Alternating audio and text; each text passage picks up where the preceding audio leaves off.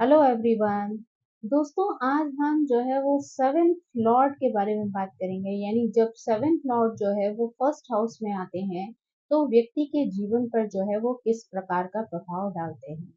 इस स्थिति का जो सामान्य अर्थ है वो ये है कि व्यक्ति जो है वो बहुत ज्यादा या तो प्रसिद्ध होता है या फिर जो है वो लोकप्रिय होता है, क्योंकि दूसरे लोग स्वयं इस व्यक्ति के व्यक्तित्व से इतने ज्यादा जो है वो प्रभावित रहते हैं।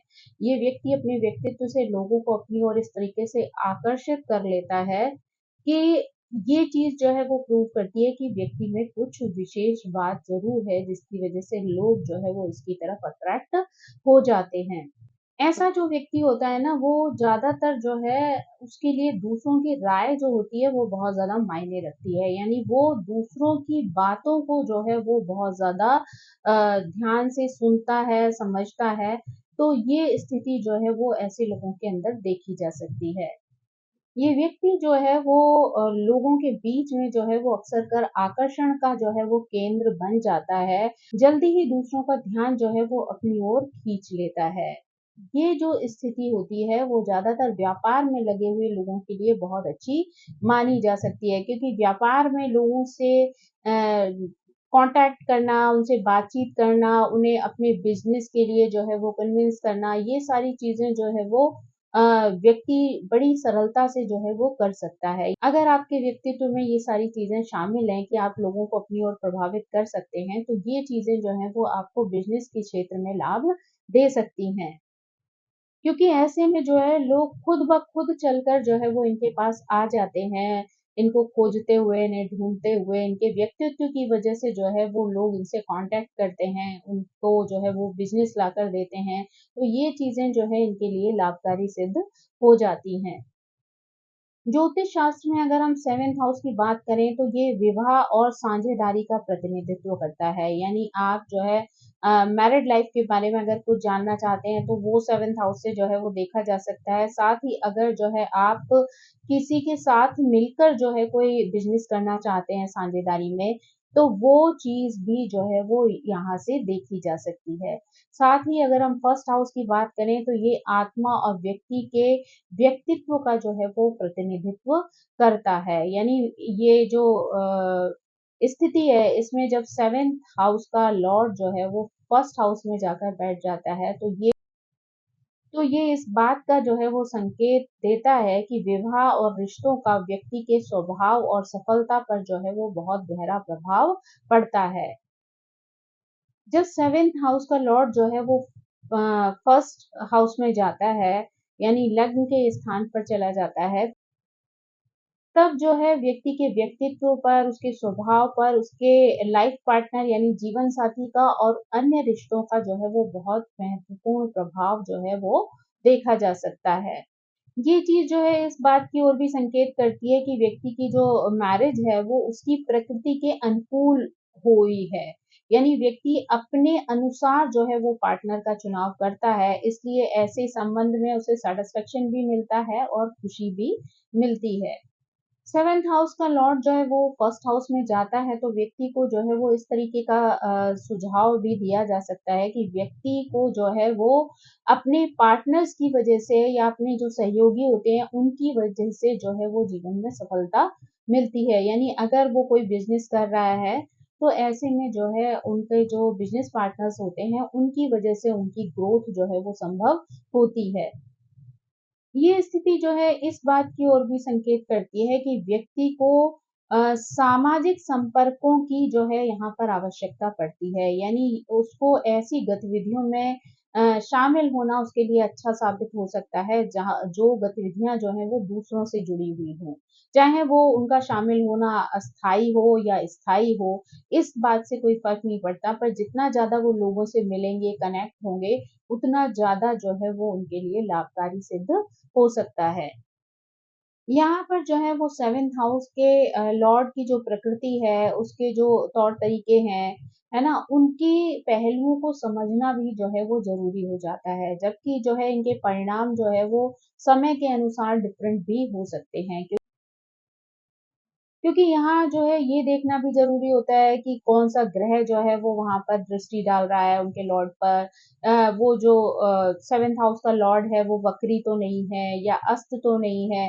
तो ये सारी चीज़ें भी जो है वो समझना ज़रूरी हो जाता है। साथ ही जो फर्स्ट हाउस है उसका स्वामी जो है वो कितना बलवान है और वो किस तरीके से जो है वो 7th हाउस के लॉर्ड को सपोर्ट कर रहा है। तो अगर पूरी कुंडली को देखना हो तो बहुत सारे पॉइंट्स को जो है वो देखना ज़रूरी हो जाता है। भी अगर हमें जो है वो सूक्ष्म लेवल पे समझना है तो हमें 7th हाउस का जो लॉर्ड है उनको जो है वो समझना ज़रूरी होता है। यानी जब वो फर्स्ट हाउस में आएँगे तो वो किस तरीके का फल जो है वो दे सकते हैं।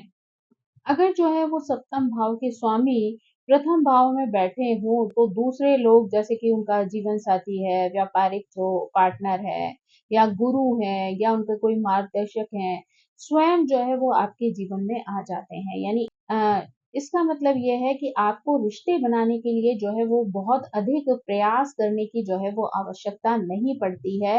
ये लोग जो है वो स्वाभाविक रूप से आपके जीवन में जो है आपकी ओर आकर्षित हो जाते हैं।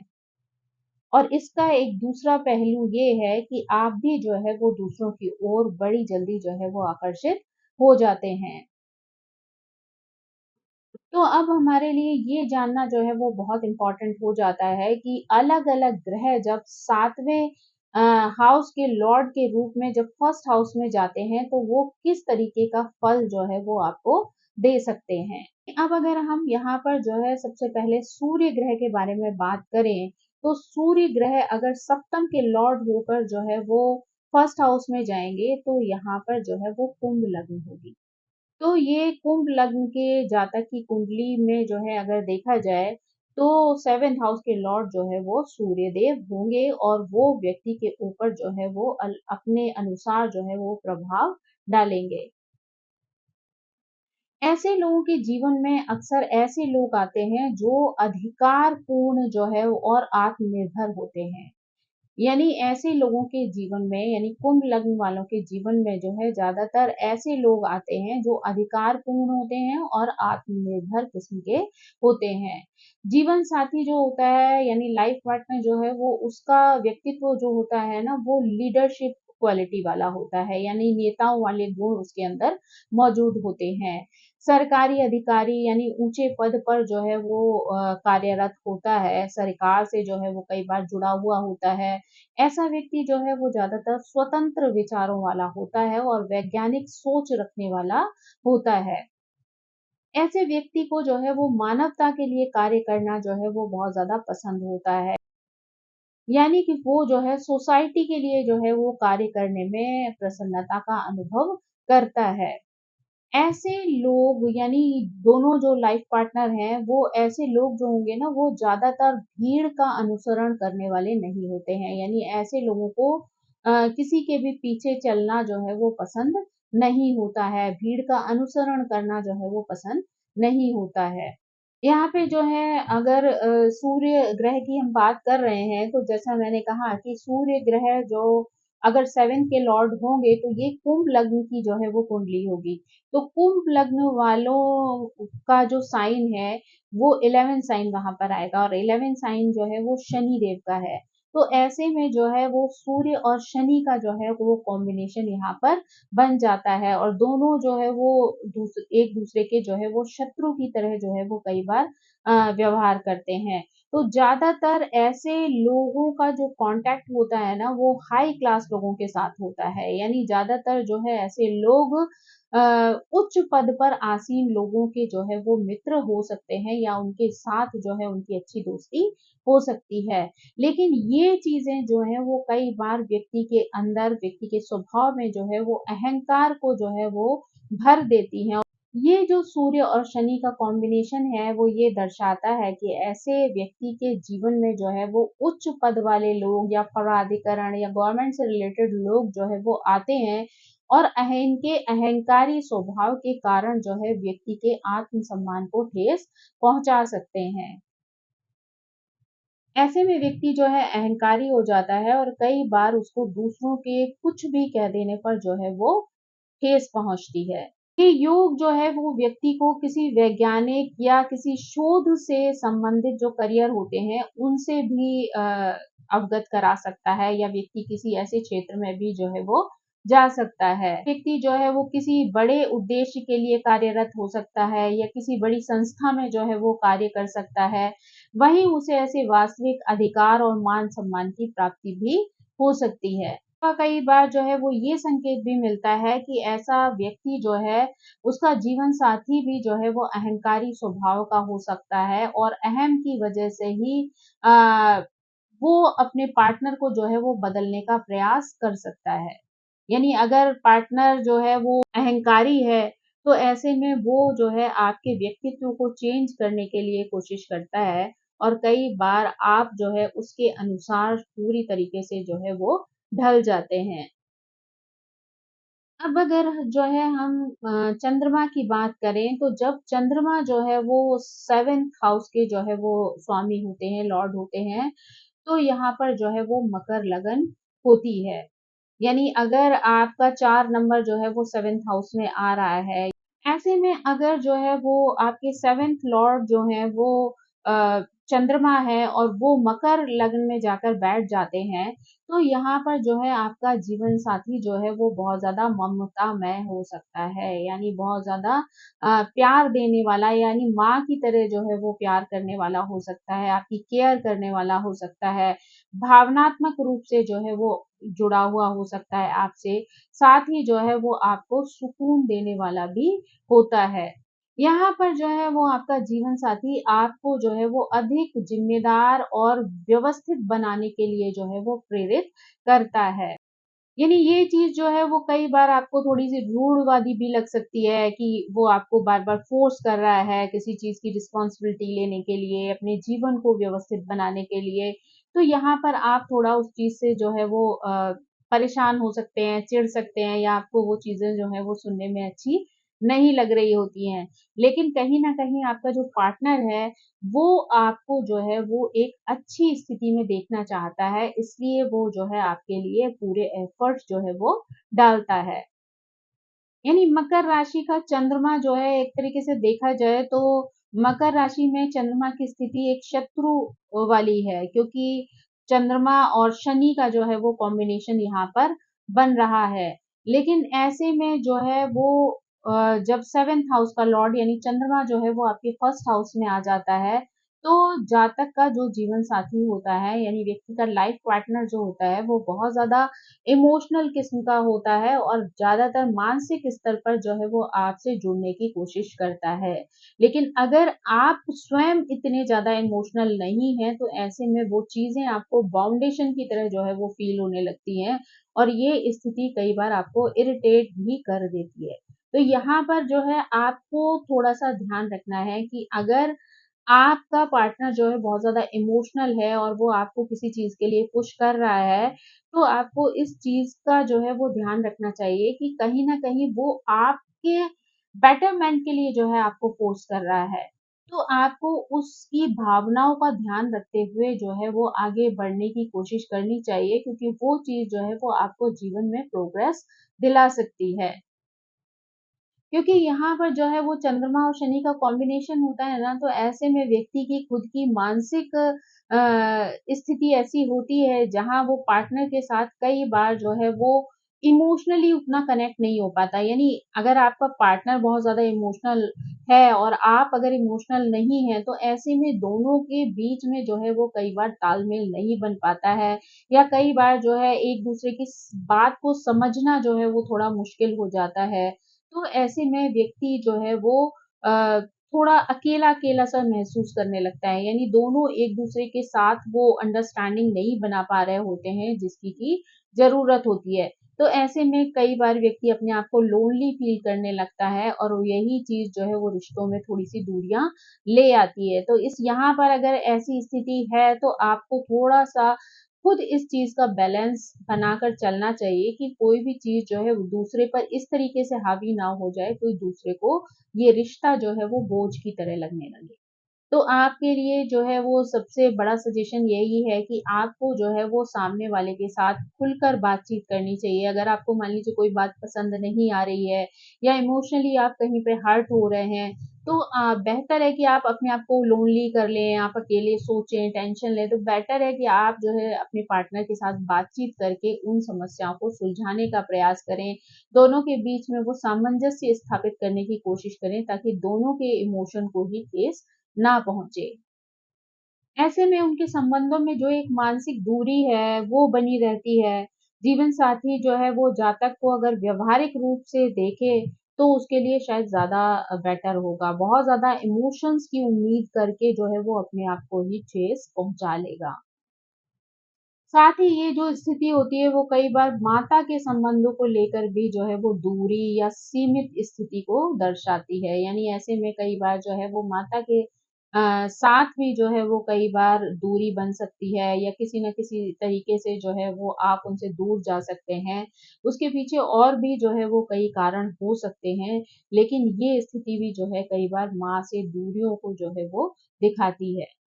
अब अगर हम यहाँ पर जो है वो बुध ग्रह की बात करें, तो बुध ग्रह जब सप्तम भाव के स्वामी होकर फर्स्ट हाउस में जाते हैं, तो यहाँ पर जो है वो 2 लग्न जो है वो देखने को मिल सकती हैं, यानी एक धनु लग्न और दूसरी मीन लग्न। तो हम जो है वो दोनों को ही समझने का जो है वो प्रयास करेंगे। तो जब जो है वो बुध जो है वो आपके 7th लॉर्ड बनकर जो है वो फर्स्ट हाउस में जाते हैं, तो आपका जीवन साथी जो है वो बौद्धिक हो सकता है, संवाद प्रिय हो सकता है, यानी उसे बातचीत करना बहुत ज़्यादा पसंद हो सकता है। आपके साथ वो मित्र की तरह जो है वो रहने वाला हो सकता है। साथ ही आप दोनों के रिश्ते की नींव जो होती है ना, वो विचारों पर और संवादों पर जो है वो आधारित होती है। यानी आपके बीच का जो कम्युनिकेशन है ना, वो ही आपके रिश्ते को जो है वो मजबूत बनाकर रखता है। अगर जो है आपका लग्न धनु है, तो ऐसे में जीवन साथी को घूमना-फिरना बहुत पसंद हो सकता है, यानी वो घुमक्कड़ी स्वभाव का हो सकता है। साथ ही जो है वो शिक्षित होगा, विभिन्न संस्कृतियों से जो है वो प्रभावित हो सकता है।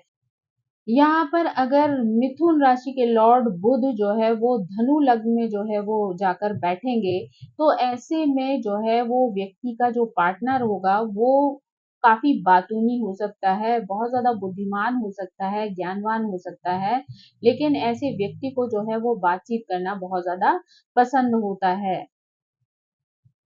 आपका जो पार्टनर है वो धर्म, दर्शन और विभिन्न संस्कृतियों को जो है वो जानने में रुचि रखता है और ऐसे व्यक्ति को जो है कई बार इन सब चीज़ों का ज्ञान भी होता है।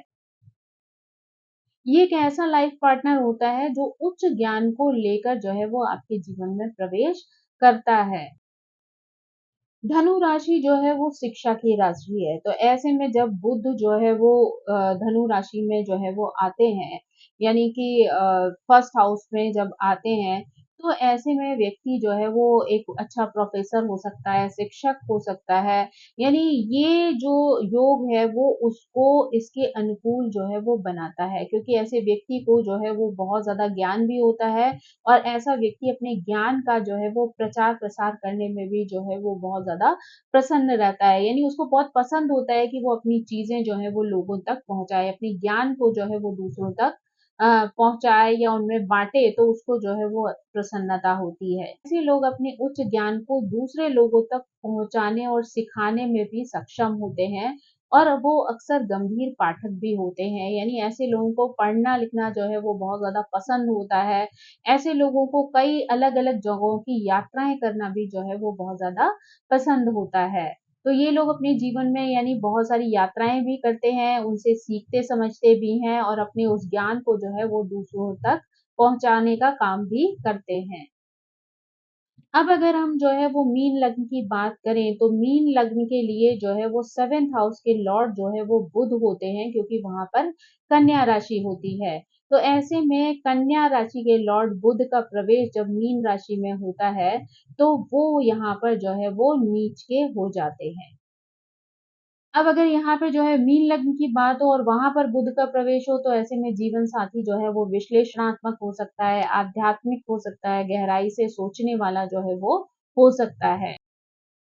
तो यहाँ पर ये जो स्थिति है, ये सांसारिक या धार्मिक ज्ञान की जगह जो है वो आध्यात्मिक ज्ञान को जो है वो ले लेती है। यानी ये स्थिति यहाँ पर चेंज हो जाती है, व्यक्ति जो है वो संसार से जुड़ने के बजाय आध्यात्मिक ज्ञान की तरफ जो है वो प्रेरित हो जाता है।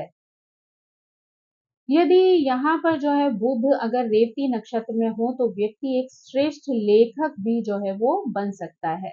ऐसा व्यक्ति अपने जीवन में एक ऐसा जीवन साथी जो है वो प्राप्त करता है जिसका झुकाव जो है वो धार्मिकता से अधिक जो है वो आध्यात्मिकता की ओर होता है। यानी ये व्यक्ति जो है वो आध्यात्मिक अवधारणाएं जो हैं या उनकी जो गहराई है उसका विश्लेषण करता है। दूसरों का जो आध्यात्मिक दृष्टिकोण है उसको भी समझने का, जानने का प्रयास करता है, उस गहराई को भी जो है वो छूने की कोशिश करता है।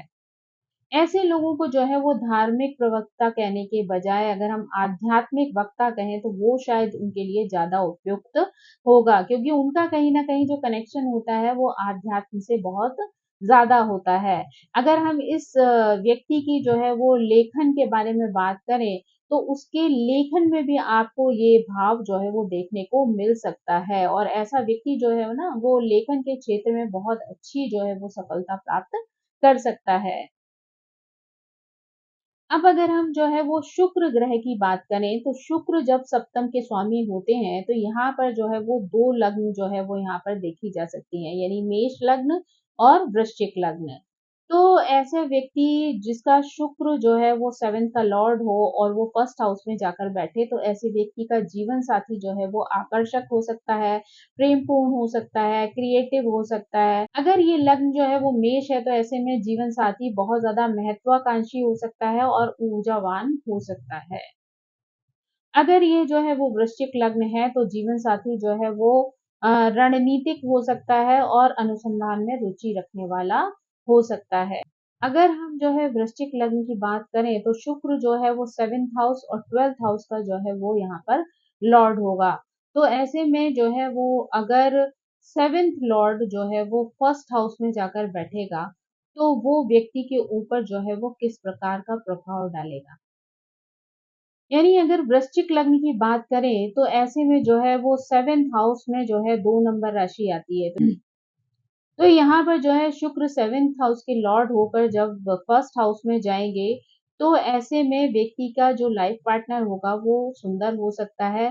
साथ ही जीवन साथी को यानी आपके पार्टनर को जो है वो आपके जीवन में होने वाले बार-बार के परिवर्तन को भी जो है वो सहन करना पड़ेगा। यानी वृश्चिक राशि वाले जो लोग होते हैं, वृश्चिक लग्न वाले जो लोग होते हैं, उनके जीवन में जो है कई बार उतार-चढ़ाव की स्थिति आती रहती है। तो यानी उतार-चढ़ाव के कई अनुभव जो है इनको अपने जीवन में प्राप्त होते हैं। तो ये सारी चीज़ें भी जो है उनके पार्टनर को जो है वो सहन करनी होंगी।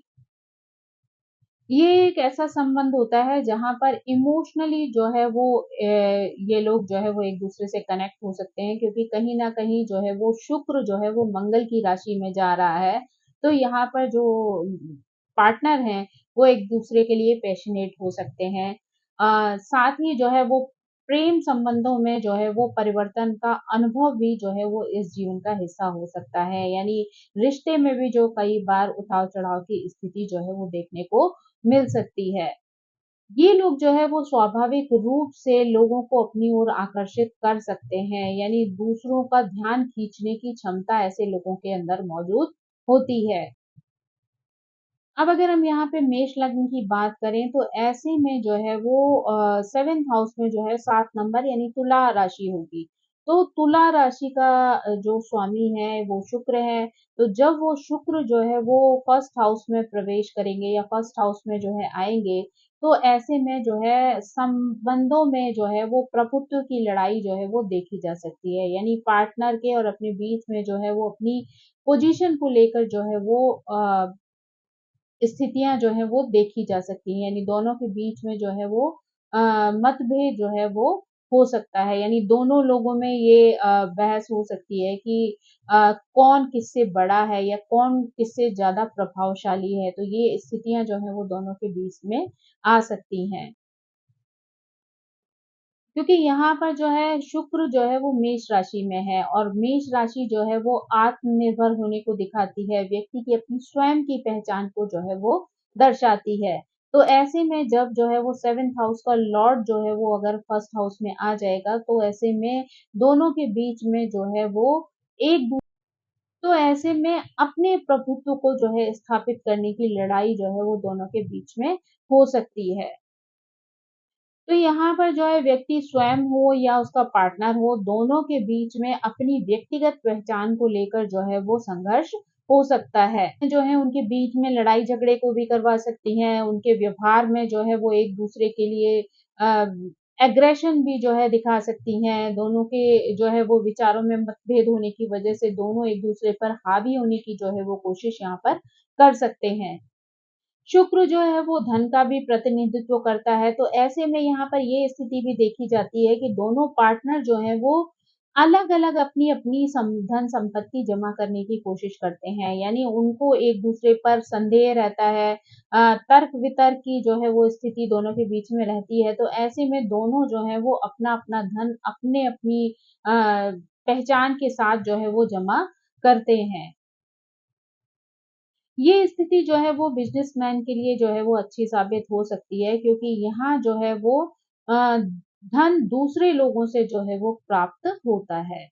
अब हम जो है यहाँ पर अगर मंगल ग्रह की बात करें, यानी 7th हाउस का लॉर्ड जो है वो मंगल हो, तो यहाँ पर वो तुला लग्न में और वृषभ लग्न में जो है वो प्रवेश करता है। यानी 2 लग्नों को जो है वो ये ग्रह जो है वो प्रभावित कर सकता है। मंगल अगर जो है वो 7th लॉर्ड हो, तो ऐसे में जीवन साथी ऊर्जावान हो सकता है, आत्मनिर्भर हो सकता है, अ, थोड़ा जो है स्वभाव जो है उसका एग्रेशन वाला हो सकता है। लेकिन वो हमेशा आपके लिए प्रेरणा का स्रोत जो है वो बनकर रह सकता है। यानी यहाँ पर अगर व्यक्ति की लग्न जो है वो तुला है, तो ऐसे में आप एक उद्देश्य के लिए मिलकर जो है वो कार्य कर सकते हैं। अगर हम वृषभ लगन में जो है वो 7th लॉर्ड को जो है वो देखते हैं, तो यहाँ पर जीवन साथी की पृष्ठभूमि जो है वो धनवान हो सकती है और साथ ही वो आपके व्यापार में भी भागीदार हो सकता है। तो अगर सबसे पहले हम तुला लग्न की बात करें, तो अगर कुंडली में तुला लग्न है, तो मंगल जो है वो सप्तम का और द्वितीय भाव का स्वामी यहाँ पर होता है।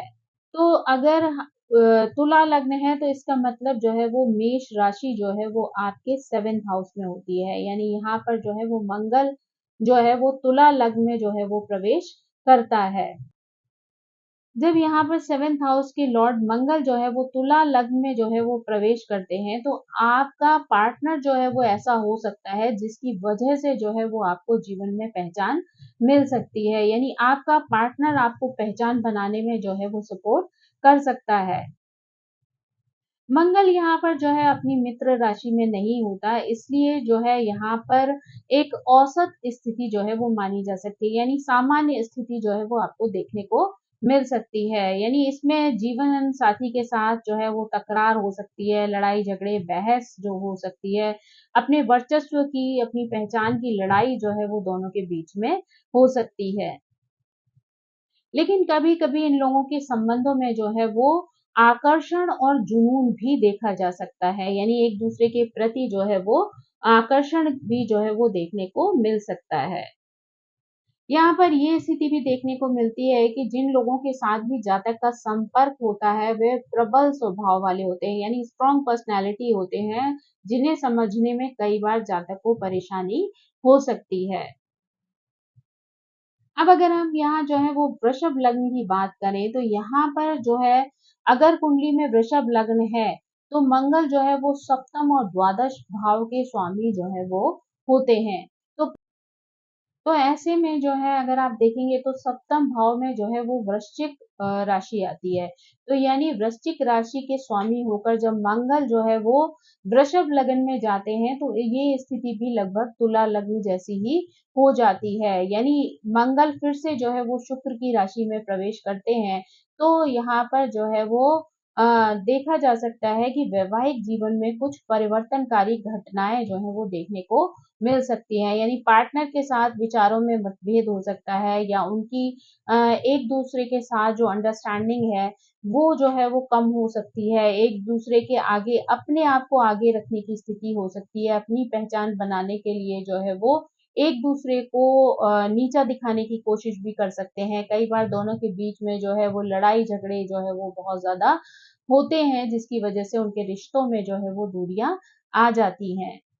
यहाँ पर जो है ये स्थिति भी देखने को मिलती है कि यहाँ पर जो है लोग जातक की धन संपत्ति बढ़ाने में जो है वो सहायक होते हैं। यानी यहाँ पर जो है शुक्र की राशि यानी वृषभ राशि जो है वो धन से संबंधित राशि है।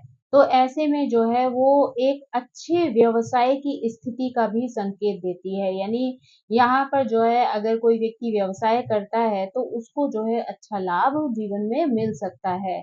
यानी वो लाभ भले ही थोड़े संघर्षों के बाद जो है वो मिले, लेकिन उसके बाद भी जो है उसको अपनी जो गोल है वो अचीव करने की स्थिति हो जाती है। यानी वो व्यक्ति जो है वो अपने जीवन में अपने गोल को अचीव कर लेता है। लेकिन रिश्तों के मामले में अगर कहा जाए तो यहाँ पर अपने वर्चस्व को लेकर जो है दोनों के बीच में बहस हो सकती है।